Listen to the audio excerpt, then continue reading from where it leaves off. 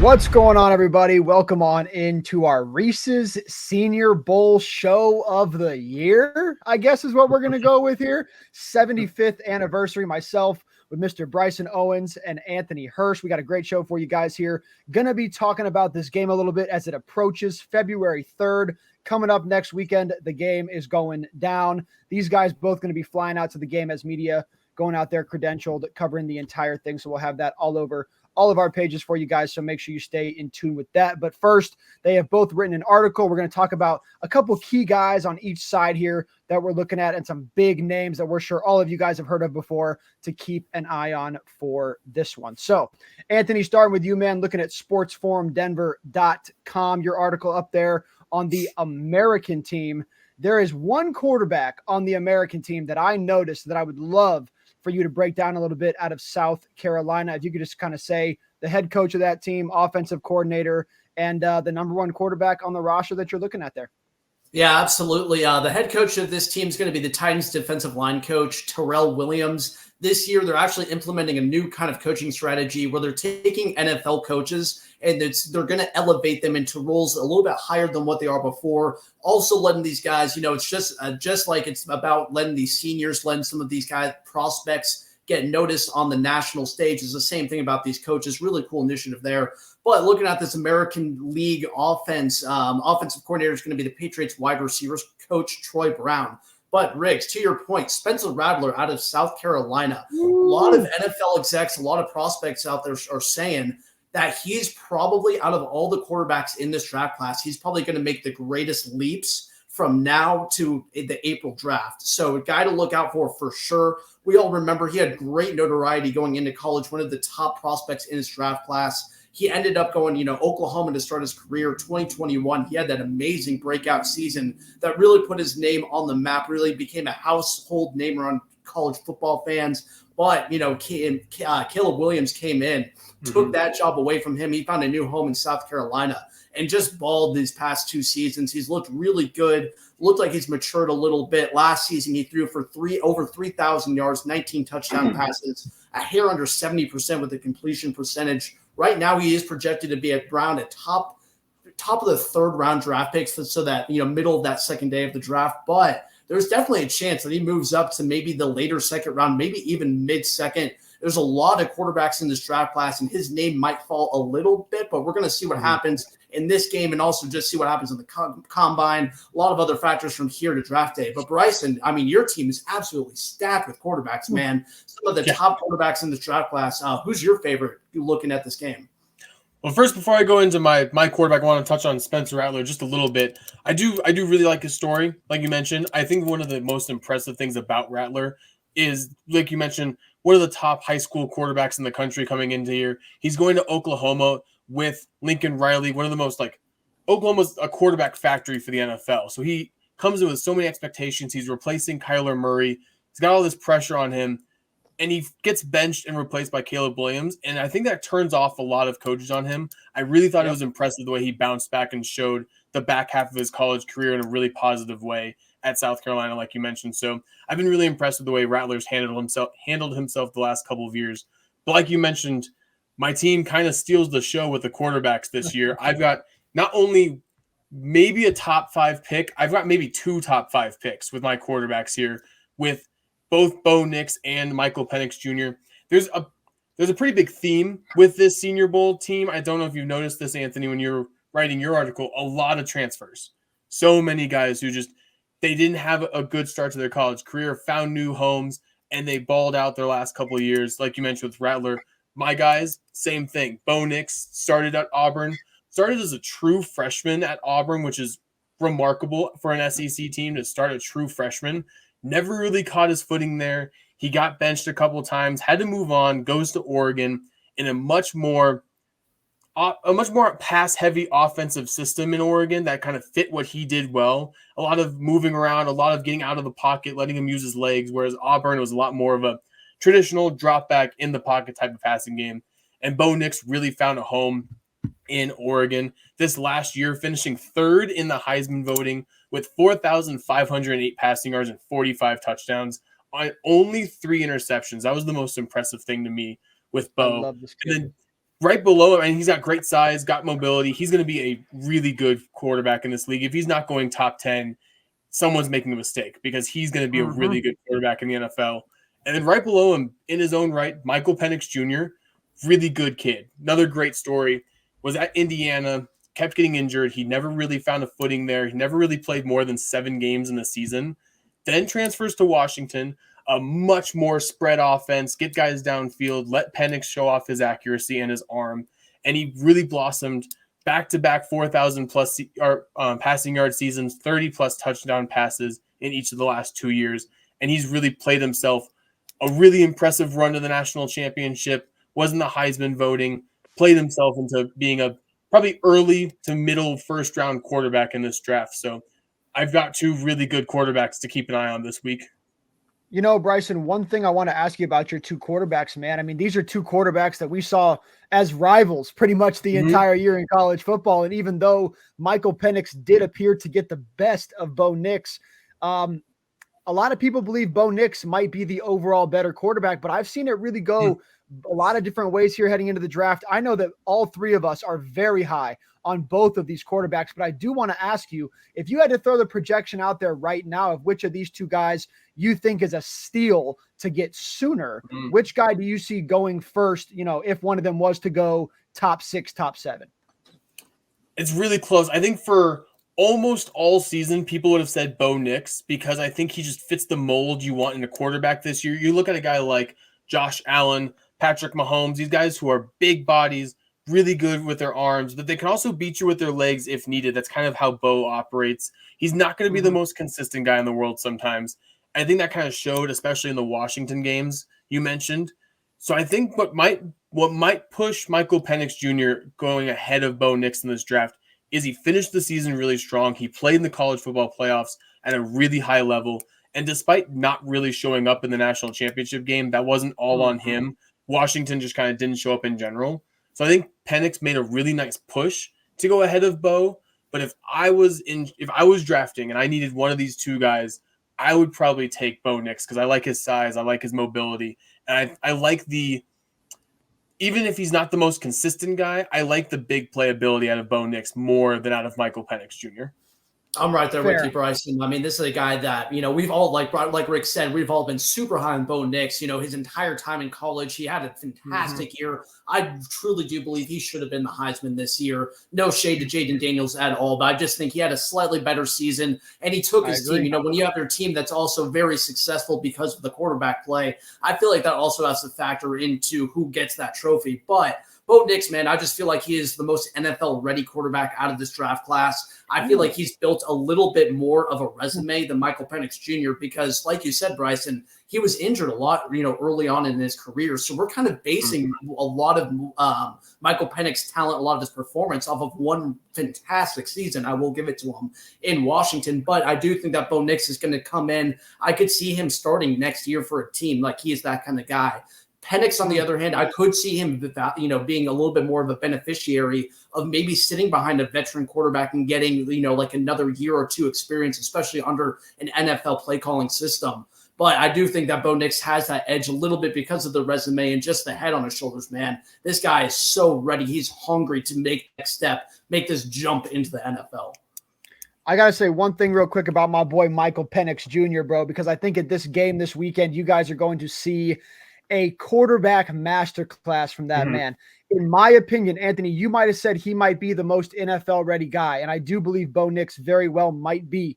But one thing about Michael Penix, and I've been saying it the entire year, and I loved it towards the very end of the year in the playoffs because we really started to see it, Michael Penix might throw the best football in tight windows of any quarterback in this entire draft class. I love the way the kid throws the football. So I won't be shocked if somebody watches him at his pro day and the combine and goes, wait a second, we need that guy to fit the ball in. That's going to be NFL material. I could totally see that too, but I do think build-wise, it goes to Bo Nix. But either way, 2 phenomenal quarterbacks on the board there. But Anthony, there's one more guy on your offense team for the American team that I wanted to ask you about, and it's not a quarterback, but I know you're really, really excited about this kid. What you got for us with Xavier Legette out of South Carolina? Yeah, we're looking at senior wide receiver Xavier Legette, like I said, out of South Carolina. Man, this is such a great story. His first 4 seasons in college, he had under 500 total yards, no touchdowns. I mean, this guy was pretty much, he's a red shirt and then kind of a backup player for this team. And then out of nowhere, it seems like after Spencer Rattler got into the system, he sought out Xavier Legette, found him as a target. And this season, man, he just exploded. Went for over 1,000 yards, 71 catches, 7 touchdowns. And the thing that really excites me about Legette is his size. This guy is massive for a wide receiver. He comes in with the size of a really big tight end. And that appeared size, that athleticism allows him to outmuscle a lot of these 50-50 balls. And he's going to beat the defender more times than not. Couple of things that the NFL teams were looking for him to improve on. If he could get a little bit better as a route runner, he's really, really talented in open space. Whenever he gets the ball, he is a threat to make some of these really deep plays, especially on even some of these shorter, these medium level type passes from the quarterback. Great talent here. He just came out of nowhere. Like I said, he's now a guy that's looking top 10 in the wide receivers coming into this draft class. They're saying that he could be a shot of a first-round draft pick, maybe in that late first round. It's going to have a lot to do with this game, looking at the combine, seeing what kind of numbers he puts up in, 40-yard dash, a couple other disciplines there. But I'm really excited about this guy. I feel like he's been kind of slept on, but I do feel like his name is going to come out a lot from here to draft day. And you know what, man? Maybe he'll just match up with his boy Spencer Rattler again. Who knows? They could end up as a little 1-2 punch somewhere and see the little Joe Burrow, Jamar Chase treatment or something like that. We'll see. But Bryson, I do want to jump on over, man, and start to talk a little bit about some defense. I'm not even going to attempt to pronounce this name from the edge rusher the edge from UCLA, man. So go ahead and take the floor here. Who are you looking at?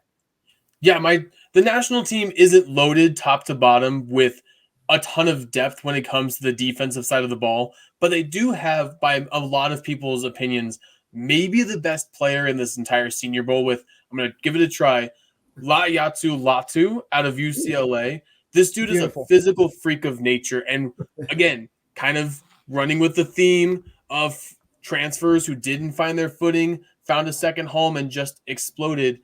Laiatu started at Washington and never really found his footing. He only played 8 games as a freshman, didn't play at all the next year as a sophomore at Washington. He only had 10 total tackles and half a sack at Washington. And then his last 2 years at UCLA, he really exploded. His physical gifts really jumped off the page. The dude is long, he's athletic, he's rangy, he's 6'4", 265, which is great size coming off the edge.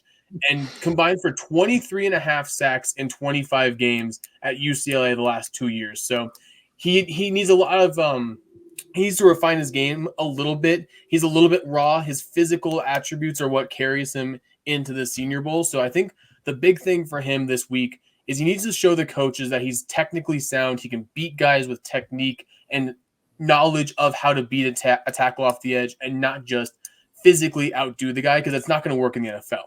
These offensive tackles in the NFL, they're just as physically freaks of nature as this guy. So he's going to have to show these coaches this weekend that's not just physical tools, that he has the instincts and the technique to beat these tackles as well.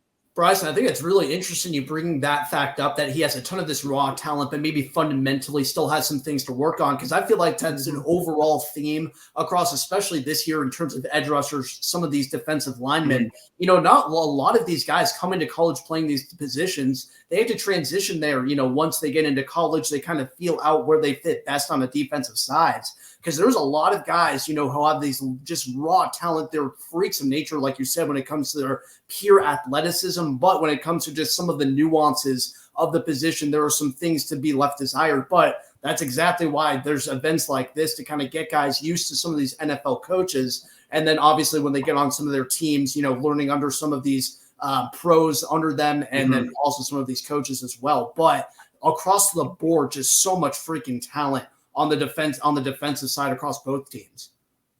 Bryson, I would love to see you get an interview with that man, Latu. I'd love to hear this guy talk, man. He seems like I don't want to say big old teddy bear, because he might take that offensively, but you know what I'm saying. He seems like a really nice, genuine guy, and I'm really pulling for him. So really looking forward to seeing him play. Bryson, anybody else here, man, on your defensive list? I know you got Dorless on here, Kalen King, and a few other guys, a couple sleepers. Anybody else on your team that people should definitely be on the lookout for? Yeah, I think one of the guys, Brandon Dorlus is one of the more highly coveted defensive linemen coming into this. Anthony definitely steals the show. I stole the show with quarterbacks. Anthony steals the show with defensive linemen, and we'll get to Anthony's in a little bit. I think one guy I'm going to really keep an eye on this week is Austin Booker, the edge out of Kansas.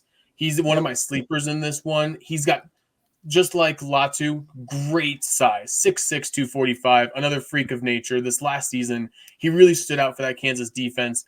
He only had 9 sacks, which doesn't sound like a ton, but he also had 27 hurries and a Pro Football Focus grade of 82.2, which is really impressive for an edge out of Kansas like that. So I think Booker, same thing with Latu. If he can just refine his technique a little bit, he's got all the physical tools he needs. He just needs to get that technique down a little bit. Bryson, I got to ask you about this guy really quick, man. I mean, how do we not talk about Luke McCaffrey for 2 seconds? I only ask because I know that he will be a popular name at this event. A lot of people see the name McCaffrey and think, oh my God, his brother's in the Super Bowl, right? So what's your quick thoughts here on Luke McCaffrey? I know we heard Christian talk a little bit earlier in the year and say, man, the kid's doing big things. He's got a big future ahead. Are you on that train? Because from what I've seen from McCaffrey, I think he's a very solid pickup with a big future. I think he has a great future ahead of him. Quick, fun story. I played against Luke McCaffrey in high school, and he was one of the most physically gifted human beings I've ever seen on a football field. Like this dude, he was that Valor Christian starting quarterback, their kick returner, their punt returner. He played wide receiver for them. He did everything for them. And he kind of did that in his college career, really found a home at Rice as a wide receiver mostly. This last season really popped, 71 catches for 992 yards and 13 touchdowns. He's got really good size. I think he's going to benefit a lot from being McCaffrey's brother because there's going to be a team. I see him going somewhere around the 4th or 5th round that goes, oh, he's Ed McCaffrey's son. He's Christian McCaffrey's brother. Got to give him a shot because the McCaffrey bloodline's rich in the NFL. And then you glossed over him. I don't know if you noticed his name. Brendan Rice right above him, Jerry Rice's son. Another really good kid to watch out for. Yep. Absolutely. Anthony, let's jump on over, man, and look at the defensive team for the American side. I do want to ask you really quick, man, just overall, who's going to be coaching it? And maybe one guy starting on the defense that you're looking at saying, there's no way that I'm not going to talk about this kid. For sure. I mean, like Bryson mentioned, this team is absolutely stacked on the defensive end. So it seems fitting that they bring over someone from the Browns to be the defensive coordinator. They brought over the Browns defensive back coach, Ephraim Banda. This guy has been known in NFL circles for years now, and he is just one of the best, personnel on the defensive side across all of the NFL. And I'll give a quick shout out to the special teams coordinator, is the Giants assistant special teams coordinator, Mike Adams, another guy who said the great leader of men, as a lot of players have quoted, him being just a fantastic guy, kind of a player's coach kind of guy. But, looking at this team that's really stacked on the defensive line, I'm looking first off at Chris Braswell out of Alabama. This guy is one of the top recruits coming into college. He was about a number 7 overall in his class, but he did have to sit out a couple of his first years in college because Alabama has some of the best edge rushers, some of the best defensive linemen over the past 3-4 years. So he was sitting behind NFL caliber defenders all over the board. So he was actually able to benefit off that and learn from some of these guys, kind of similar to how you would think like a quarterback in the NFL would go and sit under a veteran to kind of learn, just understand how things are done at that level. He was very much the benefit of that. But these past 2 years, man, he finally got his time to shine. He is one of the most versatile players you're going to find on the defensive side in college right now. Like it says up there, you see he's a linebacker and an edge player. He kind of fits the mold of like an Aiden Hutchinson type, where he can just as easily, rush the quarterback, be a great run defender, but he can also drop back into coverage and be an elite pass defender as well.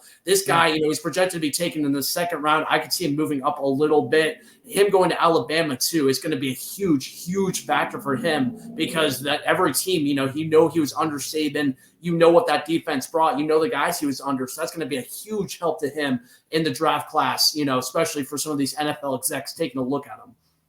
Anthony, I did want to ask you, I know you just kind of mentioned it, but I know you put he is projected to be in the 2nd round here. I was going to ask you, do you see a situation where this guy has a good showing at the Reese's Bowl, good showing at the Combine, and he does sneak into that late 1st round? Because I do truly believe from what I've seen from this kid, I will not be shocked at all to see him right around that 25, 26 number. Oh, absolutely. I think honestly, him being at Bama might give him the biggest edge when it comes to that, that respect, because to be fair, there's a lot of talented guys who I see kind of lining up like very similar to him. Some guys on this American team even. So he's going to have to do something that makes him stand out from the rest of the pack, especially a guy like Byron Murphy II right there, a defensive tackle out of Texas. A lot of the conversation about this Texas defense is going to be around that man, T'Vondre Sweat. I mean, he won the Big 12 Defensive Player of the Year. Byron Murphy's pretty good too. He won the Defensive Lineman of the Year in the Big 12. He's pretty good. I'll give him his flowers. Yeah, it's pretty good. But there's a lot of people saying, a lot of NFL execs saying that he actually might have a little bit more potential in the NFL than Sweat, which is a little surprising. But he's a year younger than Sweat. Another cool thing the Senior Bowl is doing this year, guys who aren't seniors who are still draft eligible, some juniors, some underclassmen, are also getting the invite. So Byron Murphy, very much the beneficiary of that. He's going to get the same chances as some of these seniors, but this man is really freaking talented. And he's also proven that he can work well with other top-notch defenders. Sometimes on the defensive end, he might not work as well. He might, be a little bit more of a selfish player, but this guy works really well in a good defense. I could see this guy going and excelling on, a already kind of fundamentally set defense like a Browns defense, maybe even a Steelers defense. You could throw him in the mix, and he is automatically a huge weapon for any team that would want him in the NFL. Bryson, any thoughts for you, man, on Byron Murphy or on Braswell before we move on to a couple more guys here, man? Yeah, I really like what I've seen out of Braswell as well. I think he is going to fall somewhere in that early second round range. And I think part of it, honestly, Anthony, is almost working against him being that Alabama guy, because everyone's used to Alabama producing these, top 10 coming into the draft type of players. And Braswell didn't hop off the page. Like, they're going from Will Anderson Jr., who might win NFL Rookie Defensive Player of the Year, to Braswell. And it wasn't quite a clean transition. You could tell that Bama's defense wasn't quite as dominant. The pass rush wasn't quite as good. So while Braswell does have all the tools needed to do what he needs to do to get in the first round, I think they're going to hold it against him that this team kind of took a step back with him as one of the leaders. But Byron Murphy, I mean, this dude's one of my favorite players in this draft. I think he is a star in the making. What I saw out of him, his numbers don't jump off the page. He's a massive human being who just eats up offensive linemen. You talk to every defensive lineman, every offensive lineman in the NFL, a double team and triple team is as good as a sack. And Byron Murphy with T'Vondre Sweat on that defensive line, what they did this year as a duo, they ate up offensive linemen all year. It's why that Texas had one of the best run defenses in college football was this duo. So I'm really excited to see these guys up close and personal. Absolutely. Anthony, looking at your other players to look out for, man, anybody, when you look at this list that really jumps off the board, one guy that interests me just because I followed him really closely throughout the year was quarterback Michael Pratt out of Tulane. How do you not root for that Tulane team? But between Michael Pratt and anybody else on this list, man, that you're really excited to look out for next weekend? Man, I was just about to mention Michael Pratt, man. I feel like NFL teams are going to look at not only his numbers from what he did in college, but being kind of part of just this complete overhaul of the Tulane system, this complete kind of culture shock, kind of like what Deion's doing in Colorado, where Tulane now is a good college football team. And I see might be one of these teams, especially when they expand the college football playoffs. They're one of these teams could be sneaking in, right around that 10, 11, 12 seed right there. I think is a really good football team. So I feel like being one of the reasons, part of this catalyst for that kind of change has to be taken into consideration, kind of like what we've seen with Jared Goff at the NFL level, what he's done with Detroit. It's going to be tough for him to make his name known with so many great quarterbacks in this draft class. But I could see him sneaking in kind of this 5th, 6th round scenario. And maybe, the guy kind of like Brock Purdy kind of comes out of the woodwork. No one's really sees it happening, but all of a sudden he's given a chance in the NFL. And I think he could amaze some guys. Another guy I want to point out is offensive lineman Christian Haynes out of UConn. Yes. Kind of rare. You're not used to seeing a whole lot of football prospects out of UConn, but this guy is freaking amazing at what he does. And it's just cool seeing a guy, coming out of UConn, getting the opportunity to play with some of these other guys. Because I do feel like there's a chance this guy might slip out of the draft. I see him going later, maybe later in the 5th round right there. I think that he could be a really, really talented guy for an NFL team to pick up. Anthony, I think there is too many smart GMs out there that if they see that man in the late 6, 7, they are 100% going to take a shot on Christian Haynes. This kid better not fall out of the top, man. I think he has a good Reese's Bowl. I think he has a good combine, and I absolutely expect him to be drafted and get his name called. But guys, I do want to give each of you the floor to go ahead and say if there's anything else you're looking forward to. Bryson, looking over at the national team, man. I know, look, man, you have a great article up there on sportsforumdenver.com. Guys, if you go on with some more intro and some more info on everything that Bryson's talking about, certain players he's looking for, some sleepers, offensive, defensive, et cetera, you got to go check it out. But Bryson, any other thoughts here, man, before you get on that plan on Wednesday morning? Yeah, this is it's going to be a really fun week. I'm really excited to get to see all these guys up close and personal, like I mentioned. It's going to be really fun to see how these guys adapt from college level coaches to these NFL guys. See, there's going to be some of them I know for sure because of where they're coming from. They're going to adapt really quickly. It's going to be a lot of those lower school guys, like even one I mentioned earlier, we're talking about Luke McCaffrey coming out of Rice. It's going to be really interesting to see how those guys adjust to it. So it's going to be a lot of fun. I'm really excited to see the kind of battle, even though they're on the same team, of Bo Nix versus Michael Penix all week. That's going to be probably my favorite thing to watch for. Same team, but absolutely both got a point to prove. Anthony, any thoughts here, man? Now, man, it's going to be fantastic. 75th anniversary. They're actually bringing back the 75th anniversary team. Going to be some insane names in attendance. Dan Marino, LaDainian Tomlinson, Terrell Owens, just to name a few. I mean, it's going to be a star-studded weekend out there. I'm pumped for it. I'm most pumped, seeing some of these practices. I think the wide receiver DB battles are going to be absolutely phenomenal. So they're going to let the American and defensive guys go against each other a little bit, kind of get that competition. There's some of those rivalry juices flowing going into Saturday. But, man, it should be an absolute blast. Bryson and I are more than ready to take off here on Wednesday. Absolutely, guys. One more time, sportsforumdenver.com. Got that website there on the bottom for you guys. Both of their articles are up there. They're going to have exclusive content dropping from Mobile, Alabama every single day that they're there, from Wednesday all the way through the game, and then a huge highlight video going to drop for you guys that next week when we get back. So we got a lot of fun stuff for you. Got you covered on everything like that. If you have a specific player that you have seen on either of their teams or that we have not mentioned, there's over 120 commits heading to the Reese's Senior Bowl. So there's a lot that we did not get to talk about. Please shoot us a DM. Let us know who you'd like us to get an interview with, and we will do our best to go ahead and get an interview and even ask a specific question if you guys have a good question for us. So please shoot us something. Let us know. Give us a follow at Denver Forum. Check out these guys. Follow them. Make sure you follow them at Bryson Owens 16 and Anthony Hirsch 23, as they will have non-stop updates for you. Guys, that is it for the 2024 Reese's Senior Bowl. Really looking forward to it. February 3rd, next Saturday. So make sure you guys tune in. We'll see you in Mobile. That's where the draft starts.